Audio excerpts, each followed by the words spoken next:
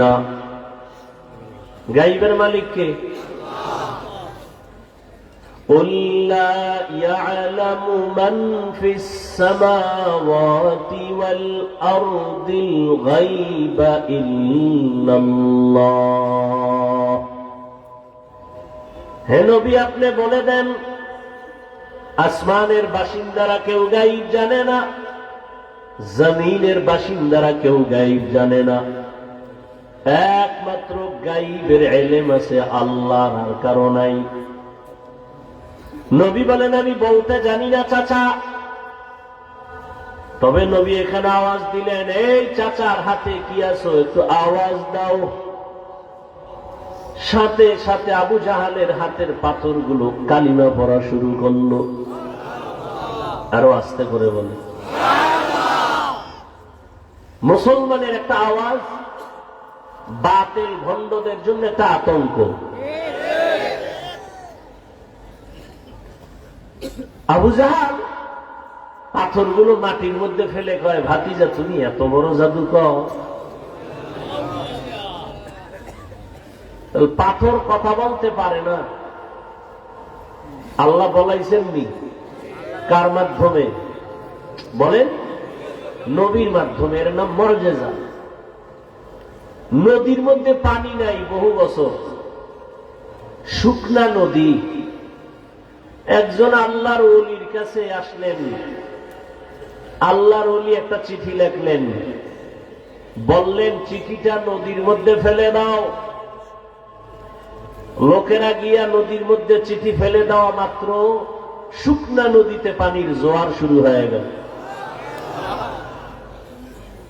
এটা কোন নবীর দ্বারা হয় নাই, একজন ওলির দ্বারা হয়েছে। দীর্ঘ বছর পানি নাই নদীর মধ্যে, একটা চিঠি লেখা ছাইরা দিছে, পানি শুরু হয়েছে। এটা একটা, আপনারা তো সুবহানাল্লাহ বলছেন, কত লোক বলবে এটা কি গাঞ্জাখুরি কথা? শুকনা নদীতে একটা চিঠি লেখা ছাইরা দিছে, পানির জোয়ার, এটা কেমন কথা? আচ্ছা বলো তো, এই কামটা ঘটাইল কে? দাঁড়ান, কাম একজনে বলে কাজটা কে ঘটাইল, তো একজনে কয় কাজটা ঘটাইছে চরমনাই বিশ্বাস। হয়তো দলিল ছাড়া কাফের, হতেই পারে না। এটা চিঠি লেখা নদীর মধ্যে ফেলবে আর পানির জোয়ার হবে, এটা কেমনে হয়? না না না না, চরমনাই না। কারা করছে? কয় ঘটনাটা ঘটাইছে দেওবন্দি। কয় তারা মিনি কাফের, পুরানা। না দেওবন্দিও না, তো কে গড়াইল? তাবলীগওয়ালারা। এরা মূর্খ, এটা অসম্ভব। না না, আমরা ভুল বলছি। কে গড়াইছে? এবার টানো, ইতিহাস টানো। টানতে টানতে টানতে টানতে গিয়ে দেখে এই ঘটনাটা ঘটাইছেন হযরত ওমরের চিঠি। সুবহানাল্লাহ। নারায়ণ। কার মাধ্যমে ঘটছে এটা? ওমর চিঠি লেখছেন, শুকনা নদীর মধ্যে ফেলে দিছে, পানির জোয়ার শুরু হয়ে গেছে। এইবার আস্তাগফিরুল্লাহ নাউজুবিল্লাহ পার্টিরা কি বলবে? ঘটনা তো ওমর ঘটায় দিছেন। ওমর তো নবী না, ওমর তো সাহাবী, আহলুল্লাহ, ওলিয়ে কামেল। এর নাম কারামত। বিশ্বাস করলে মুমিন, অবিশ্বাস করলে বেঈমান। আল্লাহর কুদরতের দ্বারা সব সম্ভব, অবিশ্বাস করলে বেঈমান। বান্দার কোনো হাত নাই। কথা বুঝেননি? এইরকম কিছু অলৌকিক ঘটনা যদি অন্য কেউ ঘটায়, যেমন আগ্রসী ঘটায় দিছে, চন্দ্রপাড়া, মাইজবান্ডার, দেওয়ানবাগ, এরকম কিছু যদি কেউ ঘটায় দেয়, দেখবেন তার মধ্যে শরীয়তের আমল আসেনি, সুন্নত আসেনি, পর্দা আসেনি। যদি না থাকে, সে যদি ঘটায়, তাহলে এটা কারামত না, এটা কুফরি কালাম বা জিনের কালাম।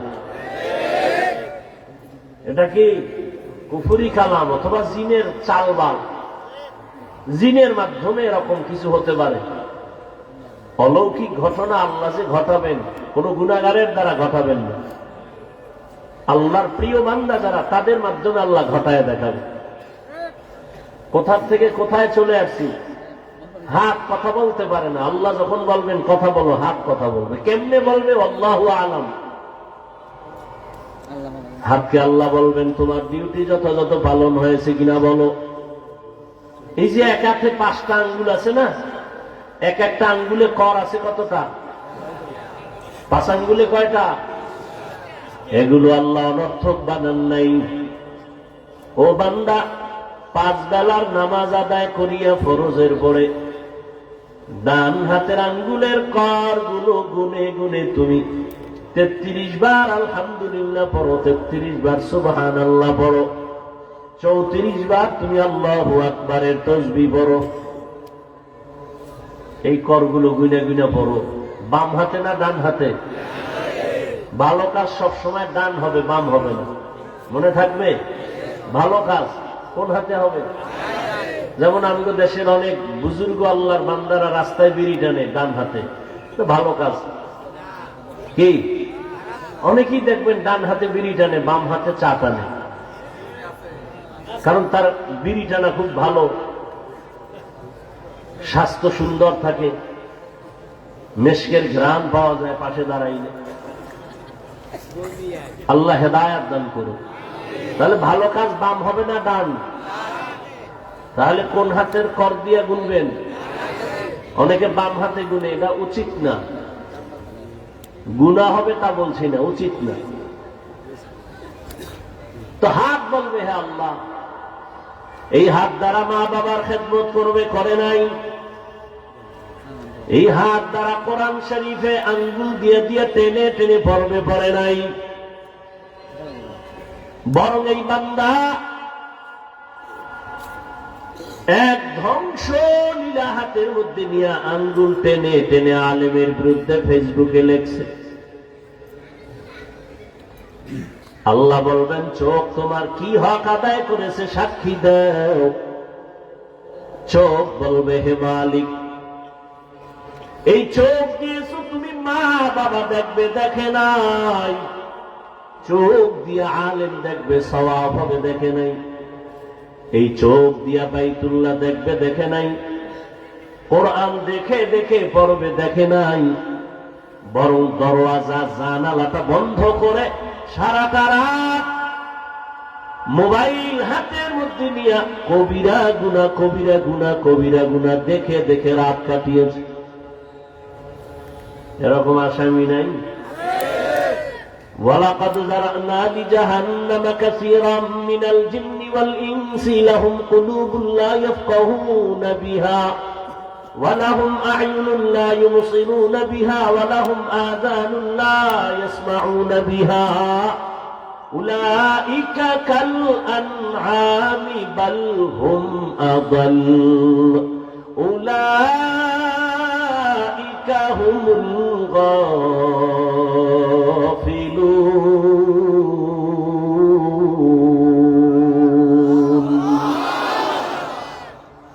আল্লাহ তাআলা 9 পারা সূরা আরাফে বলেন অধিকাংশ মানুষ জাহান্নামে যাবে, কারণ আমি তাদেরকে ভাবার মতো কলব দিছি, ভাবে না।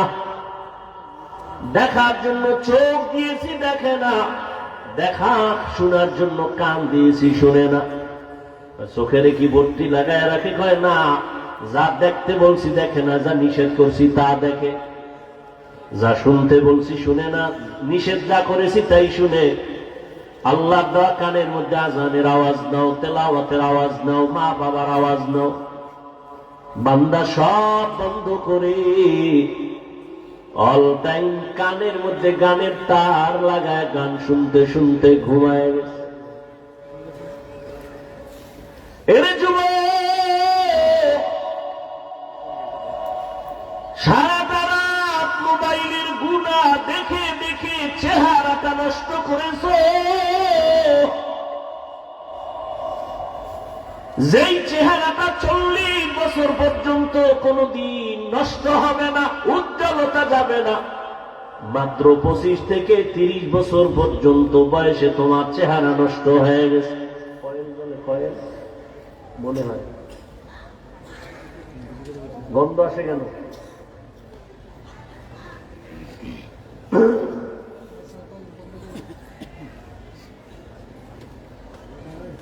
নিবে না, কয়েল নিবে।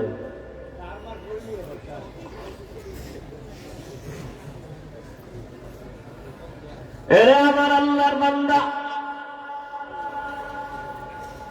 শুধু তোমার চেহারার উজ্জ্বলতা যায় নাই, বরং এই মোবাইলের দিকে তাকায়া গুনাহ করার কারণে তোমার কিডনি ড্যামেজ হয়ে গেল, হার্ট দুর্বল, ব্রেন দুর্বল, চরিত্র নাই, লেখাপড়া নাই। তোমার মধ্যে আছে বলতে কিচ্ছু নাই, আছে একটা রুহু, এটা চলে গেলে তুমিও নেই। হুজুরেরা বলে কানে ঢুকে না, মানতেও চাও না।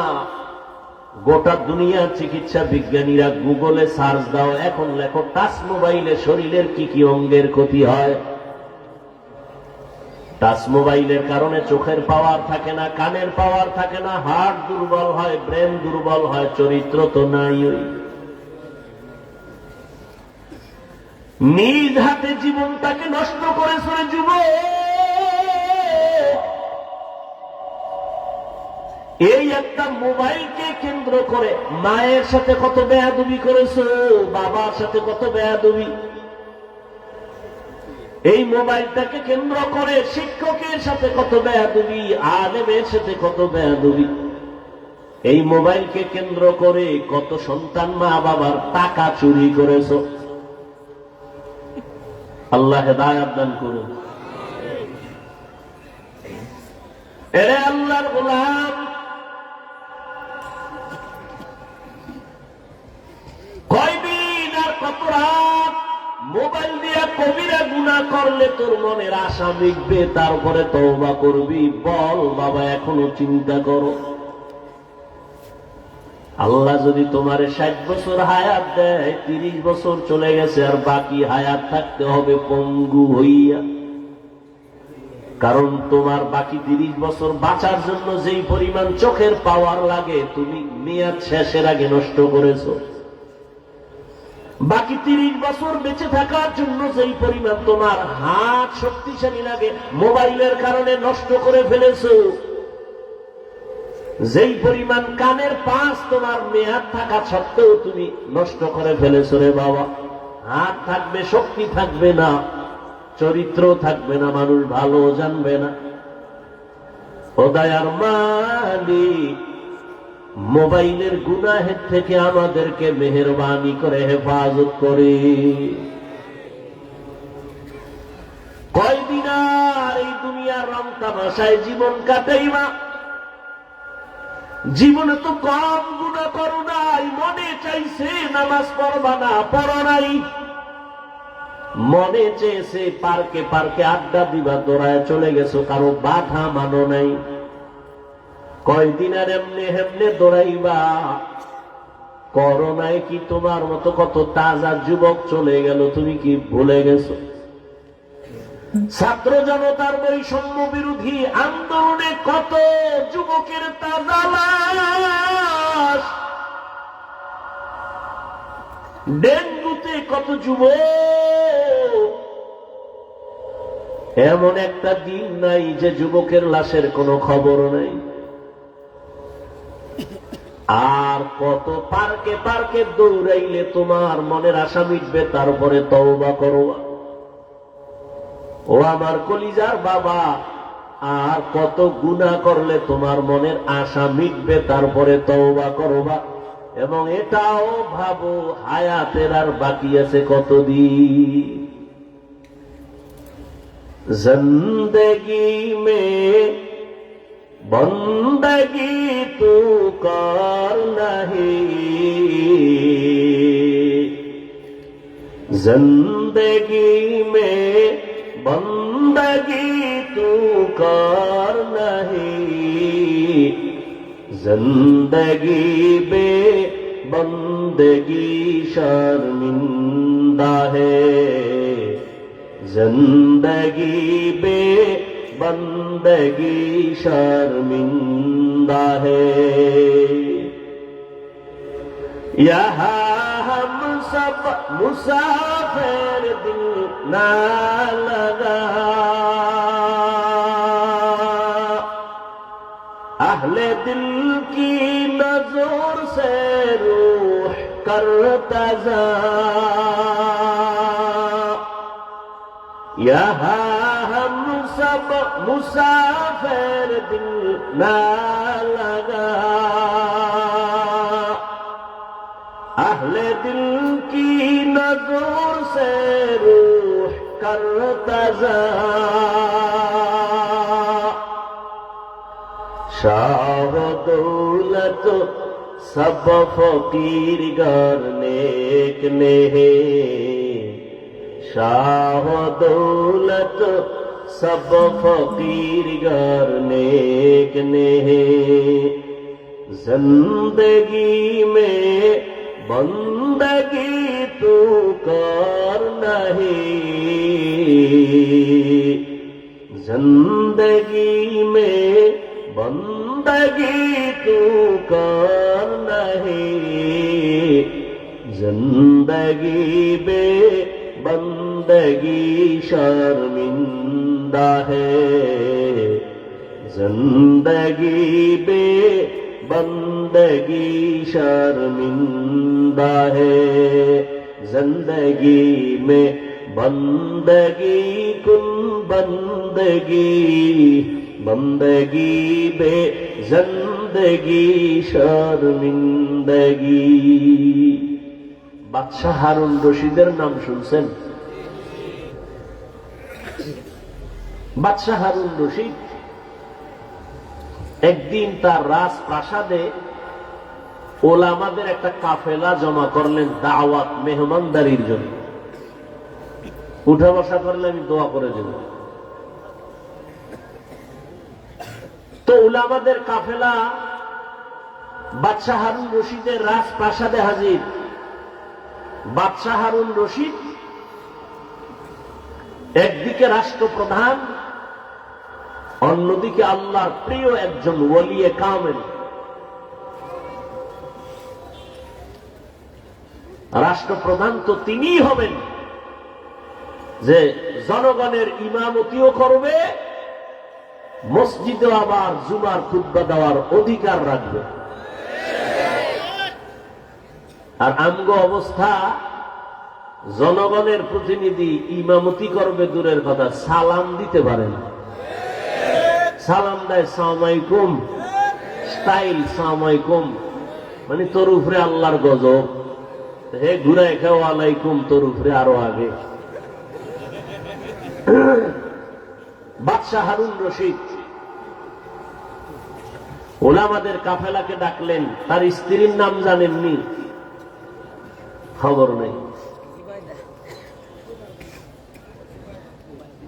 দুনিয়ার গুনাহগারদের নাম জানে না দুনিয়ার মধ্যে শ্রেষ্ঠ নায়িকা সুন্দরীকে এ নামও হ্যাঁ এ নামও জানে তাফসীরের একটা অংশ আল্লাহ হেদায়াত দান করুন অথচ দুনিয়াতে যাদের অক্লান্ত অবদান মনীষী আল্লাহ প্রিয় গোলাম এদের নাম আমাদের খবর নেই বাদশাহ হারুন রশিদের স্ত্রীর নাম কি জুবায়দা খাতুন কি নাম জুবায়দা খাতুন তিনি ছিলেন কোরআনে হাফেজা তার কাজের মহিলা ছিল 100 সবাই কোরআনে হাফেজা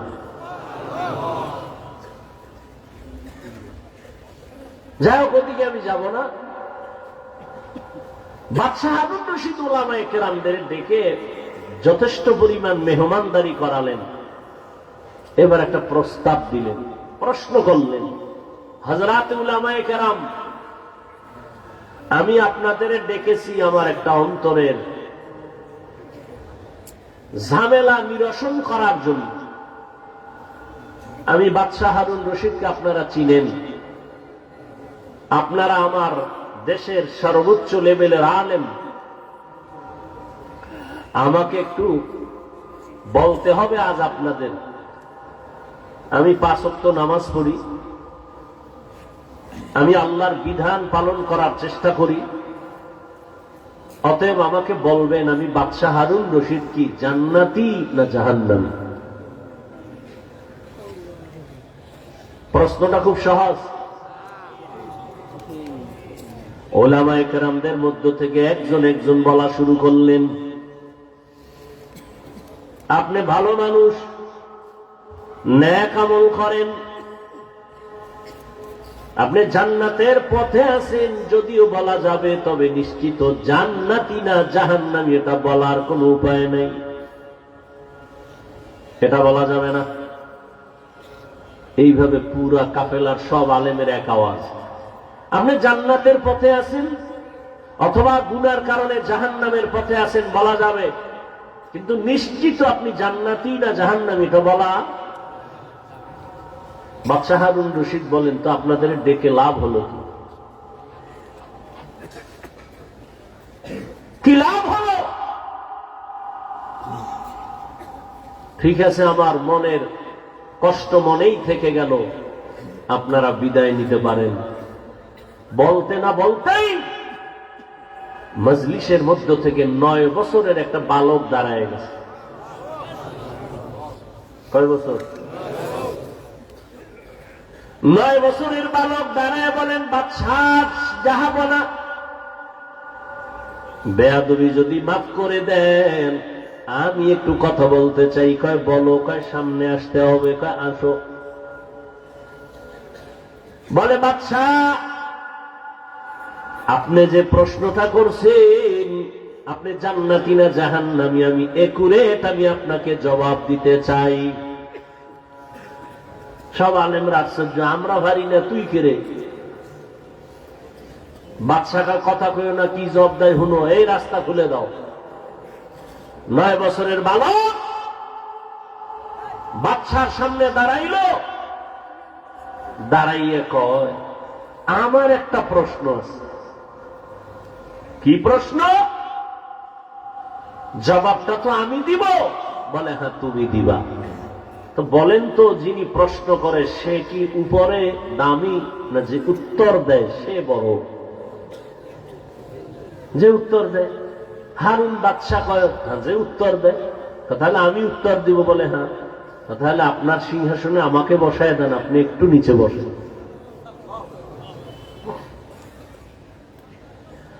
9 বছরের বালক, কাটা ঘায়ে লবণের ছিটা,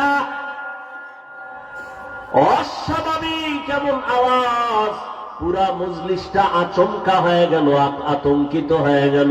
এই 9 বছরের বালক, আমরা এত আলেম ওলামারা ব্যর্থ হয়ে গেলাম, এই বালক কি জবাব দেয় একটু শুনি। কিন্তু প্রথমেই তো তাক লাগায় দিল, এত বড় বাদশাহ তারে নিচে নামানোর জন্য অর্ডার দিল। বাদশাহ হারুন রশিদ অহংকারী না, বিনয়ী বাদশাহ, আল্লাহর প্রিয় আমলওয়ালা বাদশাহ। 9 বছরের বালক এ কথা যখন বলছে, দ্রুত বলে, ওজির বাচ্চাটারে আমার সিংহাসনে বসাও, আমাকে নিচে বসার বিছানা দাও।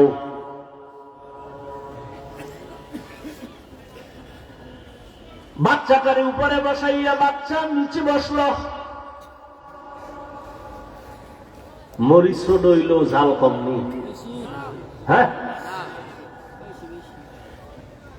বাচ্চা সিংহাসনে বৈশা 9 বছরের বালক প্রথমে জবাব দেওয়ার আগে বলে, ও বাদশা তাকায় দেখেন, বেয়াদবি মাফ করবেন, এলেমের সম্মান তো এমনই হয়।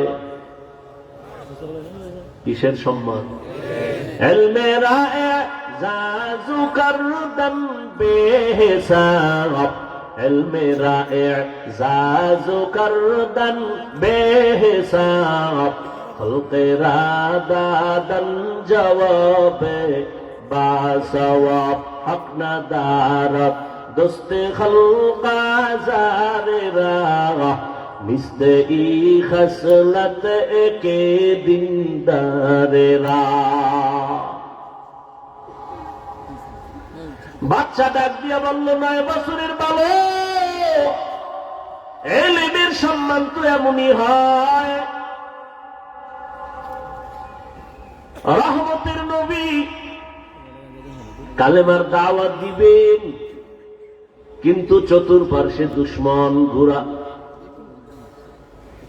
7 বছরের সন্তান আইসা নবীর হাতে হাত লাগায় কালেমা পড়লেন। কয় বছর? কেউ বলেন 9 বছর, কেউ বলেন 8 বছর, কেউ বলেন 11 বছর। রহমতের নবীর হাতে কালেমা পড়েছেন। কালেমার পতাকা উড্ডীন করার শপথ নিয়ে নিলেন। রহমতের নবী বললেন, এরে সন্তান, এতদিন তুমি ছিলা আমার চাচাতো ভাই, এখন তুমি আমার সাহাবী। আল্লাহ যদি কপাল খুলে দেন, কিছুদিন পরেই এই সন্তান হবে রসুলের জামাতা। বলতে পারেন কে? হযরত আলী রাদিয়াল্লাহু তাআলা। হযরত আলী 7 থেকে 11 বছরের বয়সে নবীর হাতে হাত লাগাইলেন। রহমতের নবী খুশি হইয়া দোয়া করলেন, আনা দারুল হিকমাহ ওয়া আলিয়ুন বাবুহা। আমি হইলাম ইলম ও হিকমতের ঘর, আর এই ইলম ও হিকমতের ঘরের দরওয়াজা আমার আলী। ইলমের সম্মান পাওয়ার এত বেশি, হযরত আলী আল্লাহর শুকর আদায় করেন। রাজিনা কিস মাদাল জাব্বার ফিনা লানা ইলমুন ওয়ালিল আদাই মালু ফাইন্নাল মা লা ইয়াফনি আন করিবিন ওয়া ইন্নাল ইলমা বাকিন লা ইয়াজালু। হযরত আলী বলেন, ও আল্লাহ, তোমার শুকর আদায় করি, সম্মানের চেয়ারে বসার জন্য 2 জিনিসের একটা লাগে। হয়তো শিক্ষাগত যোগ্যতা ইলম দরকার, না হয় টাকা দরকার, মাল দরকার। দুনিয়ার মানুষ শিক্ষিত বান্দারও সম্মানের জায়গা দেয়, অথবা যে ব্যক্তি টাকাওয়ালা তারও সম্মানের চেয়ার দেয়। ও আল্লাহ, তুমি আমাদের টাকার মালিক বানাও নাই, ইলমে ওহির মালিক বানাইছো, শুকর তোমার। ইলমের কারণে এত সম্মান, টাকা পাইয়া খুশি না রে মালিক, কারণ টাকাওয়ালার টাকা আজ আছে কাল থাকবে না। ইলমওয়ালার ইলম সিনায় ঢুকবে, কখনো বিদায় হবে না।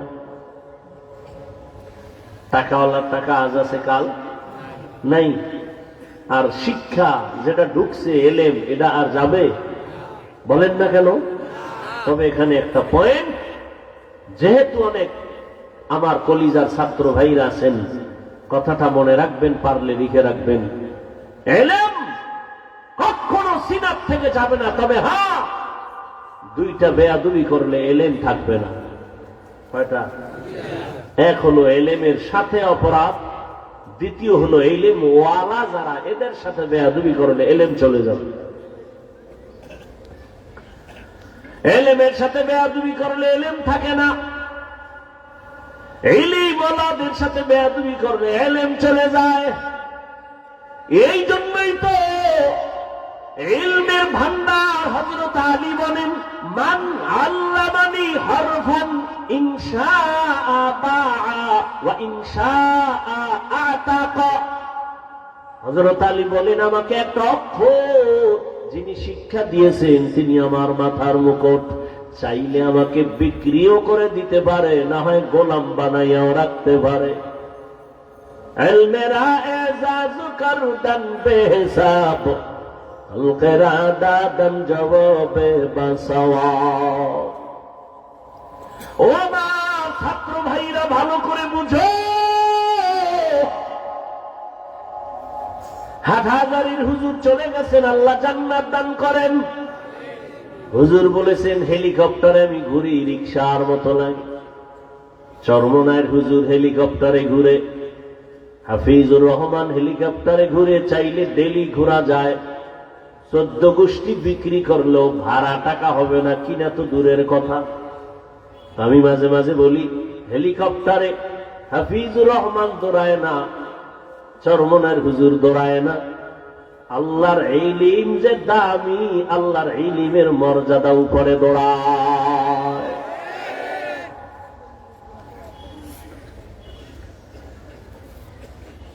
ও আমার ছাত্র ভাই, ভালো করে শুনো, এলেম কিন্তু দুই লাইনের এলেম আছে। একটা হলো ইলমে শয়তানি, আর একটা হলো ইলমে রহমানি। শয়তানি ইলম যখন আসবে, তোমার অহংকার বাড়বে, কিবির বাড়বে, হাসাদ বাড়বে, আমি ভাব, ক্রমান্বয়ে তোমার ইলম তোমাকে বেয়াদব বানায় দিবে। এই জন্যই তো জগতের শ্রেষ্ঠ ইলমওয়ালা রহমতের নবী বারবার দোয়া করতেন, আল্লাহুম্মা ইন্নী আসআলুকা ইলমান নাফিআ। ও আল্লাহ, এমন ইলম আমারে দাও যে ইলমের দ্বারা আমার উপকার হবে, উম্মতের উপকার হবে। ওই ইলম তো রহমানি না, যে ইলম আমাকে বিনয়ী করতে পারে না, এই ইলম তো ইলমে নাফি' না। ওই ইলম তো ইলম আসল ইলম না, যে ইলম আমাকে অহংকার মুক্ত করতে পারে না, আমাকে গুনাহ থেকে ফিরাতে পারে না, বেয়াদবি থেকে ফিরাইতে পারে না। এটা ইলমে নাফি' না, এই ইলম আমার জন্য ক্ষতির কারণ। এই জন্য আল্লাহর কাছে নবী, যার কোনো গুনাহ নাই, সে রহমতের নবী, ইলমে নাফি' কামনা করেন আল্লাহর থেকে। আল্লাহ হেদায়েত দান করুন। তো 9 বছরের বালক কোথায়? সিংহাসনে বয়া কয়, ইলমের সম্মান তো এমনই হয়। কেমন? আমি 9 বছরের বালক সিংহাসনে, সারা দুনিয়া মাতানো সিংহাসনের ব্যক্তি নিচে বসা। এইবার কয়, আপনার প্রশ্নটা আবার করেন। বাদশাহ হারুন রশিদকে আমার প্রশ্ন, আমি নামাজ পড়ি, রোজা রাখি, পর্দা করার চেষ্টা করি, বালক তুমি বলো আমি জান্নাতি নাকি জাহান্নামী? 9 বছরের বালক বলে, আপনি একটু বলবেননি আপনার জীবনে এমন কোন ঘটনা হয়েছে কিনা, যেই ঘটনা বড় মারাত্মক, আপনি চাইলে একা একা অনেক গুনাহ করতে পারতেন, একা কেউ দেখতো না, চাইলে জিনা করতে পারতেন, কিন্তু আল্লাহর আযাবের ভয় আপনি গুনাহ করেন নাই। বাদশাহ হারুন রশিদকে একটা নি বহু হয়েছে, চাইলেই গুনাহ করতে পারতাম, কিন্তু আমি আল্লাহর আদালতে হিসাব দেওয়ার ভয়ে আমি গুনাহ করি নাই। 9 বছরের বালক বলে, নিশ্চিত আপনি জান্নাতি।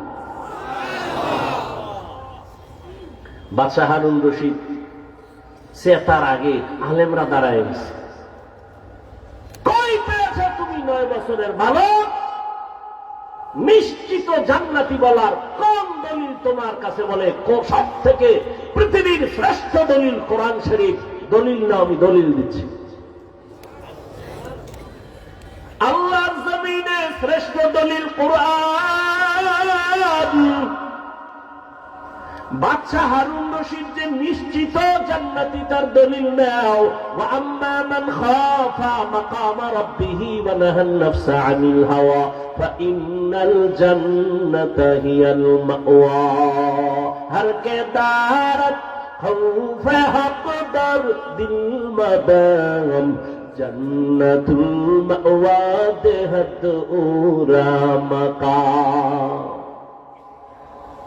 আল্লাহ ওয়াদা করেছেন যে আমার আদালতে দাঁড়াইয়া হিসাব দেওয়ার ভয়, নিজে গুনাহ থেকে নিজেকে বাঁচাবে। ফাইন্নাল জান্নাতা, নিশ্চয়ই তার জন্য জান্নাত হলো শান্তির ঠিকানা। আতিনা ফি দারে দুনিয়া না হাসান, আতিনা ফি دار عقبانا حسن يا غياث المستغيثين اهدنا الافتخار بالعلوم والغنى। আল্লাহর আদালতে দাঁড়াইয়া হিসাব দেওয়ার ভয় যতদিন পর্যন্ত বান্দার অন্তরে আসবে না, ততদিন পর্যন্ত নবীও যদি বয়ান করে কালেমা মুখে আসে না। যেই নবীর চেহারার দিকে একটা নজর দিলে পেটের ক্ষুধা থাকে না, কেমন মায়ার নবী! যেই মায়ার নবীর চেহারা এত সুন্দর, একটা নজর দিলে যেই নবীর মোহব্বতে জাহান্নামের আগুন হারাম। আম্মা জান আয়েশা রাদিয়াল্লাহু তাআলা আনহা বলেন, আমি একদিন সন্ধ্যাবেলা রাতের আধারে সুই নিয়া সুতা নিয়া সেলাইয়ের কাজ করতেছি, হঠাৎ বাতি নিভে গেল, তেল নাই, হাতের থেকে সুইটা পড়ে গেল, অন্ধকার। আমি বসে থাকলাম। এশার নামাজের পরে আমার ঘরে, আমার রুমের মধ্যে সূর্য উদিত হলো, রহমতের নবী,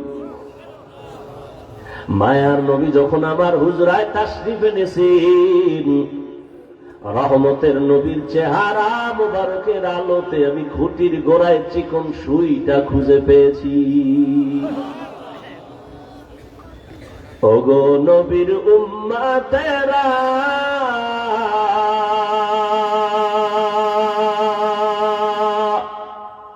হয়ে আজি দিশাহারা, কোরআন হাদিসের চলো যখন যাহা চায় মনে, নবী বিনে কে তরফে ফুসিরত মিজানে, নবী বিনে কে তরফে ফুসিরত মিজানে। উম্মতের কান্দারি নবী কাঁদেছেন উম্মতের লাগি, এখনো কাঁদেন নবীজি শুয়ে মদিনার পানে, নবী বিনে কে তরফে ফুসিরত মিজানে, নবী বিনে কে তরফে ফুসিরত মিজানে। وأما من خاف مقام ربه ونهى النفس عن الهوى فإن الجنة هي المأوى। আল্লাহর আদালতে দাঁড়াইয়া হিসাব দেওয়ার ভয় কেন? বলে আল্লাহর আদালত বড় ভয়ঙ্কর। কেমন ভয়ঙ্কর হবে আল্লাহর আদালত? ও এলাকার মা বোনেরা, ও যুবক বাবারা, ও বৃদ্ধ বাবাজিরা, আল্লাহর আদালতের ভয়ে নবীর চোখে পানি, আল্লাহর আদালতের ভয়ে সাহাবায়ে কেরামের চোখে পানি। আমি মালিকের দরবারে কেমনে দাঁড়াইয়া হিসাব দিব? রহমতের নবী বিদায় হয়ে যাচ্ছে। বিদায়ের আগে নবী বলেন, এই সাহাবায়ে কেরাম, কোন দিন হায়াত শেষ হয়ে যাবে বলা যায় না, হায়াতের কোনো গ্যারান্টি নাই। নবী বাথরুমে গেলেন, বাথরুম থেকে বের হইলেন, বের হইয়া নবী মাটিতে তায়াম্মুম করলেন। সাহাবী ডাক দিয়া কয়, রাসূল, ওই মাঠের কোনায় পানি দেখা যায়, আপনি ওখানে গিয়ে ওযু করবেন। পানি থাকলে তো আর তায়াম্মুম চলে না। কি সভাপতি যদি থাকে, সহসভাপতির কোনো কাজ লাগে না। নবী বললেন, সাহাবী, আমিও দেখতেছি পানি মাঠের কিনারায়, কিন্তু বলো ওই পানি পর্যন্ত যাওয়ার গ্যারান্টি আছে? পানি পর্যন্ত যাওয়ার গ্যারান্টি নাই। এই জন্য তায়াম্মুম করে নিলাম, ওখানে যাইয়া আবার আমি ওযু করে নিব। আমার আল্লাহর আদালতের ভয়। নবী বললেন, ও সাহাবায়ে কেরাম, কোন দিন চলে যাব বলা যায় না। আমার কাছে কোনো কারো হক যদি পাওনা থাকে তাড়াতাড়ি আদায় করে নাও। আমার ছাত্রদেরকে যদি বলি, বাবারা আমার কাছে যদি কিছু পাওনা থাকো নিয়ে নাও, তো 2, 4, 5, 10 টাকা থাকলে এটা কেউ চাইবে? নবী বললেন, কারো হক থাকলে না, আসামির কাঠগড়ায় দাঁড়ানো যেন না লাগে। সাহাবায়ে কেরাম চুপ হয়ে গেলেন। নবী কি বলে এগুলো? লজ্জার কথা। কিছু পাইলেও তো নবী এগুলি কেউ বলবে না। কিন্তু দুঃসাহসী একজন সাহাবী দাঁড়ায় গেলেন। দাঁড়াইয়া বললেন, ইয়া রাসূলুল্লাহ, একদিন আপনি আমার শরীরে একটা টাচ করেছিলেন, এমনিতে একটা টাচ করেছিলেন হালকার উপরে। নবী কয়, তাহলে এটা তো আমি এমনি করেছি, ঠিক আছে তুমি এটার প্রতিশোধ নিয়ে নাও। সাহাবায়ে কেরাম তো আগুন হয়ে গেছে, এত বড় দুঃসাহস। নবী কইছে আর দাঁড়ায় গেছে। নবী বুঝতে পেরেছেন, তোমরা গরম হইও না, তাকে আসার মতো রাস্তা খুলে দাও। রহমতের নবী আমার সাহাবী সামনে আইসা কয়, ইয়া রাসূলুল্লাহ, যখন আপনি আমার শরীর টাচ করেছিলেন, আমার শরীরে কোনো জামা ছিল না, খালি গায়ে ছিল। নবী কত সরল। নবী মসজিদে বয়া দিছে, একটা জামা গায়ে। এক বাচ্চা আইসা কয়, আমার বুড়া মা একটা জামা চাইছে। নবী কয়, নাই যাও। গুইরা আবার আইছে বাচ্চা, আইসা বলে, আপনার গায়ে যেটা আছে না এটা চাইছে। নবী গায়েরটা খুলে দিয়ে দিছে, দিয়া নবী খালি গায়ে বয়ে দিছে। বেলাল তো আজান দিতে এসে দেয়, সর্বনাশ, নবী খালি গায়ে বসা। আল্লাহ আয়াত নিয়ে পাঠাইছে সূরা বনী ইসরাঈল। নবীকে গিয়া বলো, এত বেশি হাতকে প্রসারিত না করে যে নিজে নিঃস্ব হয়ে থাকবে, লজ্জা পেতে হবে। আবার এত বেশি হাত আটকাইয়া যেন না রাখে যে মানুষ তাকে কৃপণ বলে দোষারোপ করবে। সাহাবী বলেন, ইয়া রাসূলুল্লাহ, আপনি যখন আমার শরীরে টাচ করেছিলেন আপনার গা ছিল খালি। নবী বলে, ঠিক আছে না, আমিও জামা উঠাই। নবী পিছন থেকে জামাটা উঠাচ্ছেন, সাহাবী একটা দৌড়, এত জোরে দৌড়াইয়া পেছন দিকে ঘুরিয়া নবী যখন জামা উঠাইছেন, নবীর গর্দান মোবারকের নিচে একটা মোহরে নবুয়ত। সাহাবী দৌড়াইয়া মোহরে নবুয়তে চুমা খায়া পইরা গিয়া কয়, নবী মাফ করে দেন, বেয়াদবি করে ফেলেছি। নবী কয়, সাহাবী কি করলি? জান্নাত ওয়াজিব করে ফেললি।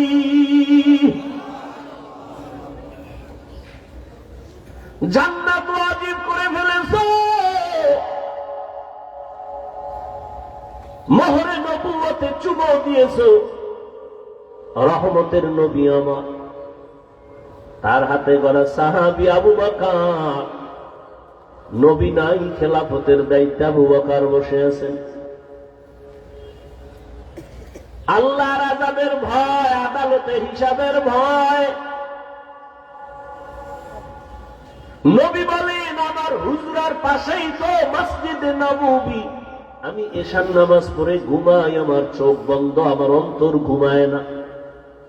রাতের গভীরে হঠাৎ আমার কানে আওয়াজ আসছে, কে যেন মসজিদের ভেতরে কাঁদে রাতের আঁধারে গভীরে। আমি ঘুম ভেঙ্গে গেল, আমি উইঠা নিচে নামলাম, বের হইয়া দেখলাম এই গভীর রাতে মসজিদের মধ্যে কেন কান্নার আওয়াজ, কে কোন বিপদে আছে। আমি তাকাইয়া দেখি জান্নাতের 1 নম্বর সাহাবী আবু বকর নামাজে দাঁড়ায় কাঁদতেছে। নামাজ শেষ, আমি জিজ্ঞাসা করলাম, আবু বকর, গভীর রাতে আপনি নামাজে দাঁড়ায় কেন কাঁদেন? আবু বকর বলেন, ইয়া রাসূলুল্লাহ, আল্লাহর আদালতে দাঁড়াইয়া হিসাব দেওয়ার ভয় আমি নামাজে কান্না করেছি। অথচ তার আমল কত সুন্দর, ইখলাস কত সুন্দর, তেলাওয়াত কত সুন্দর, নামাজ কত সুন্দর, তাকওয়া কত সুন্দর। এরপরেও যদি তারা কান্না করে, তাদের তুলনায় তো আমাদের কোনো নামাজ নাই, কোনো ইখলাস নাই, তাকওয়া নাই, আমল নাই, ঈমানও নাই, কিছুই নাই তাদের হিসাবে। আমাদের তো গলায় রশি লাগায় কান্না করা দরকার, অথচ আমাদের চোখে পানি নাই, কেউ কান্না করলে তাও দেখতে পারি না। বড় দুঃখ। খেলাফতে আবু বকর আছেন, রাষ্ট্র পরিচালনা করেন। বিবি সাহেব একদিন বললেন, ও খলিফাতুল মুসলিমিন, আমার মিষ্টি খাইতে মনে চায়।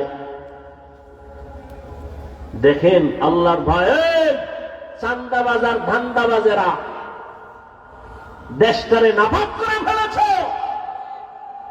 চান্দাবাজি আর ধান্দাবাজি করে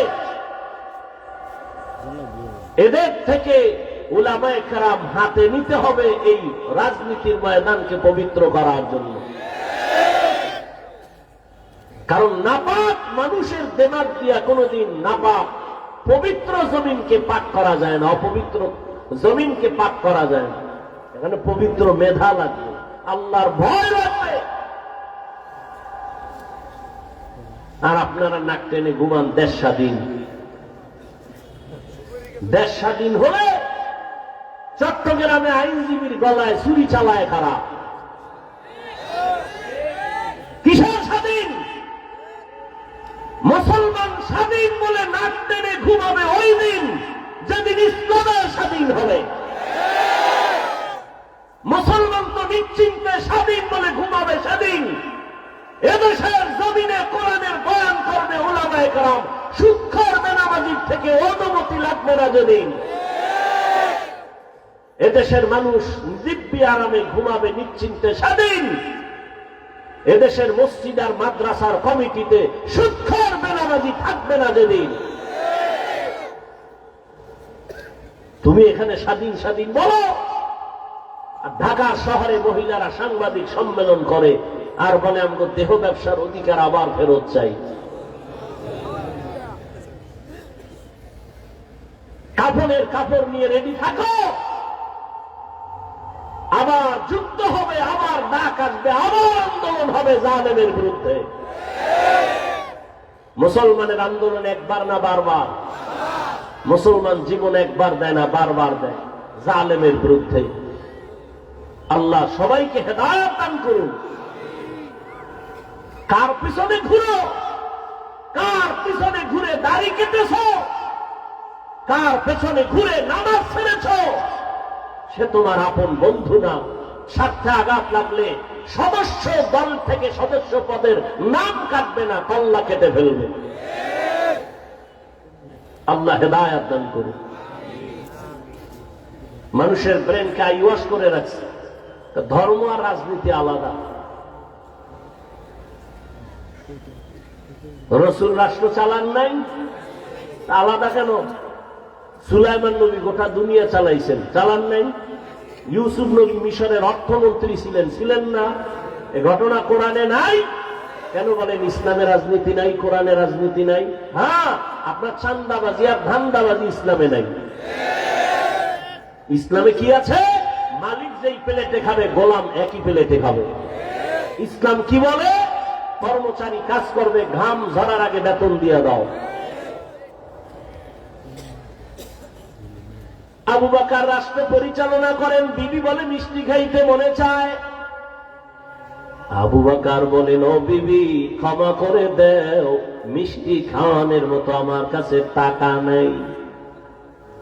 পুরা রাষ্ট্র চালায়। বিবি চুপ হয়ে গেছেন। কিছুদিন পর আবু বকর সিদ্দিক রাদিয়াল্লাহু তাআলা আনহুর স্ত্রী কিছু টাকা হাতে দিয়া বললেন, ও খলিফাতুল মুসলিমিন, আপনার কাছে টাকা নাই বলেছেন, আমি আলাদা কিছু টাকা দিয়েছি, এ দিয়া মিষ্টি এনে দেন। আবু বকর কয়, এই টাকা পাইছো কই? আপনি কইবেন নি বউ টাকা দিলে কই পাইছো? আমনে কইবেন এটি জিগানোর দরকার নেই, চুরি করে আইনে দিল 70,000 বার। বলবেন তোমাকে ধন্যবাদ, মাঝে মাঝে আরো আইনো চুরি করে হলো আনবা, কোনো তোমার টেনশন নাই। আর আবু বকর বলে, ওই বিবি, এই যে টাকা তুমি দিয়েছো কোথায় পেয়েছো? আল্লাহর ভয় কাকে বলে দেখেন। বিবি বলে, আপনি যে মাসে মাসে বেতন নেন না, ওই বেতনের টাকা থেকে আমি কিছু ধরে ধরে এটা জমাইছি। আবু বকর কি বলে, তাহলে তো বুঝলাম আমার বেতনের অংশ থেকে এই টাকাগুলো না হলেও সংসার চলে, তো আগামী মাস থেকে আমি এই টাকা কমায় নেব বেতন থেকে। এর নাম তাকওয়া, এর নাম আল্লাহর ভয়। হর কে দারত খৌফে হকদার দিল মদগম, জন্নতুল মাওয়া দেহদুরা মাকাম। আবু বকর জান্নাতের সার্টিফিকেট পাইছেন। নবী বলেন, জান্নাতের সার্টিফিকেট পাইয়া আবার কাঁদেন কেন? আবু বকর বলেন, ইয়া রাসূলুল্লাহ, আপনিই তো হাসরের কঠিন বয়ান করেছেন। হাসরের ময়দান বড় ভয়ঙ্কর হবে। ওই দিন সব নারী আর পুরুষেরা উলঙ্গ দাঁড়াবে, সূর্য মাথার উপরে নেমে আসবে, জমিন হবে তামা, জাহান্নামের আগুনের গরম। ওদিকে আমার আল্লাহ রাগান্বিত আওয়াজ দিবেন, লিমানিল মুলকুল ইয়াউম লিল্লাহিল ওয়াহিদিল কাহ্হার। আল্লাহ এত রাগান্বিত আওয়াজ দিবেন যে হাসরের ময়দানটা থরথর করে কেঁপে উঠবে। আবু বকর বলেন, ইয়া রাসূলুল্লাহ, নবীরা পর্যন্ত কান্না করবেন সেই দিন, আপনিই বয়ান করেছেন। হাসরের ময়দানের ভয়ঙ্কর হালাত দেখে যে নবীদের গুনাহ নাই তারাও কাঁদবেন। মুসা নবী কাঁদবেন, ঈসা নবী কাঁদবেন, ইব্রাহিম নবী কাঁদবেন, আদম নবী কান্না করবেন। উম্মতেরা পাগলের মতো দৌড়াবে, সুপারিশের জন্য কোন নবী সুপারিশ করবেন না। ও রহমতের নবী, আপনিই বয়ান করেছেন। আম্মা জান আয়েশা রাদিয়াল্লাহু তাআলা আনহা বলেন, নবীজির মাঝে মাঝে দেখতাম আমার রুমের মধ্যে বৈশা নবী গুনগুন করে কান্না করেন। আমি আয়েশা 6 বছরে আমার নবীজির সাথে বিয়া হলো, 9 বছর বয়স আমি নবীর ঘরে আসলাম। আমার 18 বছর যখন বয়স হয় নবী দুনিয়া থেকে চলে গেলেন। আমি নবীরে কান্না করতে দেখলে ভয় পাইতাম, আমার এই অল্প বয়সের কারণে না জানি কোনো বেয়াদবি হয়ে যায়। আমি বারবার জিজ্ঞাসা করতাম, ও মায়ের নবী, আপনি আমার রুমে বৈশা কেন কাঁদেন? নবী বলেন, ও আয়েশা, আমি 2টা কারণে বেশি বেশি কান্না করি। এক, আমার জীবনের একটা অধ্যায় ছিল বড় কান্নার অধ্যায়, দুঃখের অধ্যায়, তুমি দেখো না এর আয়েশা। আমার মক্কার মানুষ আমার আরামে ঘুমাইতে দেয় নাই, আমার চতুর্দিক থেকে আক্রমণ, আমার শরীরের মধ্যে পাথর মেরে রক্ত ঝরাইছে, আমার হাঁটার পথে কাটা দিত। ওই সময় আমার ওই কঠিন দুঃখের সময় আমার আপন একজন সহধর্মিণী ছিল খাদিজা। ওই খাদিজার কথা যখন আমার মনে পড়ে চোখের পানি ধরে রাখতে পারি না রে আয়েশা। খাদিজার কথা মনে পড়লে চোখের পানি চলে আসে। আর হাসরের মাঠের কথা যখন মনে হয় আমি চোখের পানি ধরে রাখতে পারি। কিয়ামতের ময়দানে আমার মাওলা এত রাগান্বিত হবে, ওই দিন আমার উম্মতের কি উপায়? নবীরাও কান্না শুরু করবেন, আমার উম্মতের কি উপায় হবে? ঈসা নবীও কাঁদবেন, মুসা নবীও কাঁদবেন, বড় বড় জলিল কদর পয়গম্বরেরা কান্না করবেন। আম্মা জান আয়েশা বলতেন, কি হালাত ওই কিয়ামতে? নবী বলেন, আয়েশা, সর্বশেষ উম্মতগুলো আমারে তালাশ করবে। আম্মা জান বলেন, নবী আপনাকে কই পাইবে উম্মতেরা? নবী বলেন, আয়েশা, আমি আমার মাওলার কুদরতের সামনে মাকামে মাহমুদে সিজদায় পড়ে কান্না করব। নবীরা কাঁদবেন আর বলবেন, আল্লাহ আমার উপায় কি হবে? আর আমি মুহাম্মদ কান্না করে একবারও নিজের কথা বলবো না, আমি বারবার বলবো, আল্লাহ আমার উম্মতের বাঁচাও, আমার উম্মতের বাঁচাও, আমার উম্মত যেন জাহান্নামে না যায়। আমার উম্মত যদি জাহান্নামে যায় আমি জান্নাতে যাব না। আমার কান্না দেখে আমার আল্লাহ বলবেন, ও নবী কাঁদবেন না, আপনি মাথা উঁচু করেন, উম্মত গুলো ধরে ধরে জান্নাতের দিকে নিয়ে যান। আমি আমার উম্মত গুলো বেছে বেছে জান্নাতের দিকে হাউজে কাউসারের কিনারায় নিয়ে দাঁড় করাবো। আম্মা জান আয়েশা বলেন, ইয়া রাসূলুল্লাহ, কোটি কোটি কোটি মানুষের ভেতরে উম্মতের চিনবেন কি করে? নবী বলেন, আয়েশা, আমার উম্মতেরা যারা 5 ওয়াক্ত নামাজ ওযু বানাইয়া আদায় করবে, কিয়ামতের দিন তাদের ওযুর জায়গাগুলো নূরের আলোতে ঝলমল করতে থাকবে। আমি দেখে দেখে আমার উম্মত গুলো হাউজে কাউসারের কিনারায় নিয়া লাইনে দাঁড় করাইয়া আমি নবী নিজের হাতে কাউসারের পানি পেয়ালা ভরে ভরে দিব। আমার উম্মতেরা পানি পান করবে, পিপাসা থাকবে না। আমার উম্মতেরা কাউসারের পানি পান করে করে এভাবে জান্নাতের পথে গিয়া বসবে। এক পর্যায়ে দেখবো আমার উম্মত লাইনে এখনো বাকি, তবে মাঝখানে পর্দা পড়ে গেছে। আমি জিজ্ঞাসা করব, সাহাবায়ে কেরাম, ফেরেশতাকে পর্দা ফালাইলা কেন? উম্মত কি শেষ? বলে না, ফালাইলা কেন? ফেরেশতারা বলবেন, আল্লাহর রাসূল, এই যে উম্মত গুলো বাকি আছে এরা সব ভেজালওয়ালা, আপনার সুন্নতের তারা জবাই করেছে, নিজেও নামাজ পড়ে নাই, কেউ নামাজ পড়তো তাও পছন্দ করে নাই, নিজেও হালাল খায় না, যারা হালাল খাইতো তাদেরও পছন্দ করে নাই, নিজেও পাগড়ি পরে নাই, যারা পাগড়ি পরতো তাদেরও পছন্দ করে নাই, নিজেও নামাজ পড়ে নাই, যারা নামাজ আদায় করতো তাদেরও পছন্দ করে নাই, নিজেও জিকির করে নাই, যারা জিকির করতো তাদেরও পছন্দ করে নাই। মায়ার নবী বলেন, আমি তখন রাগান্বিত হয়ে বলবো, সোহকন সোহকা, বেগ বেগে যাও উম্মত, আমি তোমাদের নবী না, তোমরা আমার উম্মত না, দাবি করি না। ওই সময় আবু বকর কাঁদেন, ইয়া রাসূলুল্লাহ, হাসরের ময়দানে যদি নবী তাড়ায় দেয়, আমার আল্লাহ গায়বী আওয়াজ দিবে, জাহান্নামের ফেরেশতারা এই নাফরমানগুলোরে ধর, জাহান্নামের হ্যান্ডকাপ লাগায় দাও। জাহান্নামের হ্যান্ডকাপ লাগায় টেনে টেনে জাহান্নামের দিকে নিয়ে যাবে। ওয়াসিকাল্লাযীনা কাফারু ইলা জাহান্নামা যুমারা হাত্তা ইযা জাউহা ফুতিহাত আবওয়াবুহা ওয়া ক্বাল, জাহান্নামের আগুনের গরমে চামড়াগুলো খসে খসে পড়ে যাবে। ও আল্লাহর বান্দারাও, যুবক, স্কুলে পড়ো, কলেজে পড়ো, চাকরি করো, বাধা নাই, ব্যবসা করো, বাধা নাই, তুমি ওখানে থাইকা নবীর আদর্শের মালা গলায় লাগাও।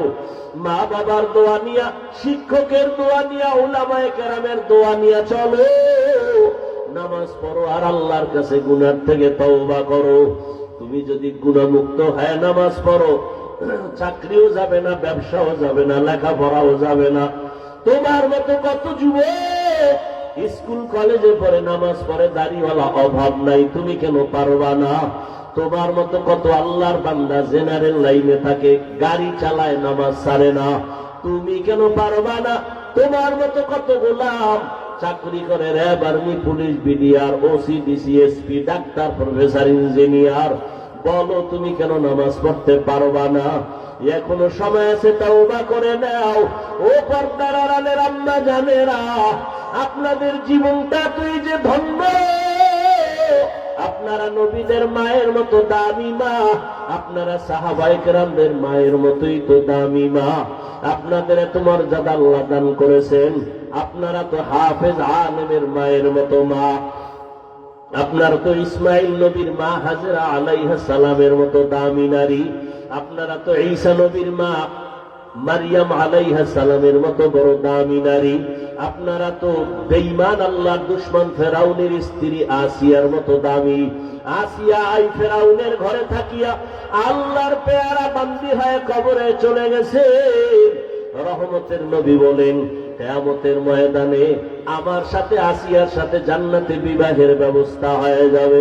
ও পর্দার আড়ালের মা, আপনার মতো কত মা এখনো আছে মোবাইলে চরিত্র বিক্রি করে না, স্বামীর মাল খেয়ানত করে না, 5 ওয়াক্ত নামাজ পড়ে বেপরদায় চলে না, সন্তানগুলো আদর্শওয়ালা বানানোর মেহনত করে।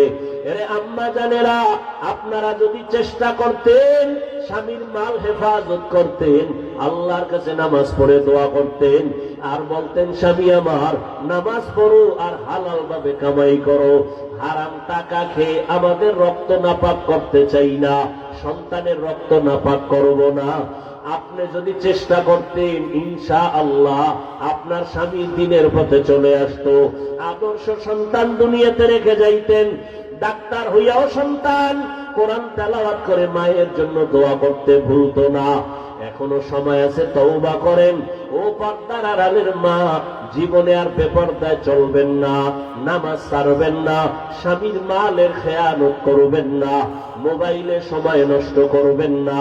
ও আমার কলিজার যুবক, এখনো সময় আছে, তওবা করে নাও, আল্লাহর আযাবের ভয় অন্তরে জমা করো। জীবনে আর কোনদিন দাড়ি কাটবা না, নামাজ ছাড়বা না, বেপরদায় চলবা না। মা বাবার নেক দোয়া নিয়া বেয়াদবির থেকে বেঁচে থাকবা, শিক্ষকের দোয়া নিয়ে চলবা, উলামায়ে কেরামের দোয়া নিয়ে চলবা, নবীর তরিকা মেনে চলবা। তওবা করার মতো যদি কারো অন্তর তৈরি হয়, মুনাফিকি যদি অন্তরে না থাকে, দুর্বলতা না থাকে, তওবার নিয়ত যাদের অন্তরে আছে, দুটো হাত আল্লাহকে দেখাইয়া দাও। আয় আল্লাহ, আমাদের হাতগুলো কবুল করে নেন, তওবা কবুল করে নেন, তওবার উপরে মজবুত হইয়া চলার মতো তৌফিক দান করেন, আমিন। আলহামদুলিল্লাহি রাব্বিল আলামিন, والصلاة والسلام على سيد الأنبياء والمرسلين وعلى آله وأصحابه أجمعين. يا أرحم الراحمين، يا أرحم الراحمين، يا أرحم الراحمين، رب ارحمهما كما ربياني صغيرا. اللهم إنك عفو كريم تحب العفو فاعف عنا. اللهم إنا نسألك رضاك والجنة ونعوذ بك من سخطك والنار. اللهم إنا نعوذ بك من البرص والجنون والجذام وسيء الأسقام. ও দয়ার মালিক, গুনাহের বোঝা নিয়ে আপনার দরওয়াজায় হাত তুলেছি। কত উলামায়ে কেরাম, কত মুরব্বী হাজী সাহেব, কত ছাত্র ভাই, যুবক বাবারা, পর্দার আড়ালের কত মা বোনেরা, কত ব্যবসায়ী চাকরিজীবীরা গুনাহের বোঝা নিয়ে হাজির, তওবার নিয়তে হাত তুললাম। আয় আল্লাহ, মনে হয় যেন জীবনের গুনার কারণে এই ময়দানে আমার মতো অপরাধী কেউ নাই। আজকে তওবার নিয়ত করেছি, আর গুনাহ করব না রে আল্লাহ, আর নামাজ ছাড়বো না, বেপরদায় চলবো না, দাড়ি কাটবো না, মা বাবার সাথে বেয়াদবি করবো না, উলামায়ে কেরামের দোয়া নিয়ে নবীর তরিকা মেনে চলবো, মুরব্বীদের শিক্ষকের দোয়া নিয়ে চলবো। ও আল্লাহ, আমাদের তওবা কবুল করে নেন, তওবার উপরে মজবুত হয়ে চলার তৌফিক দান করেন। গুনাহের প্রতি ঘৃণা জমায়ে দেন আল্লাহ।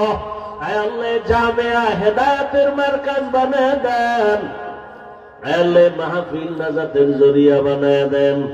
আগামী আরো 2 দিন মাহফিল কামিয়াবির সাথে কবুল করে নেন।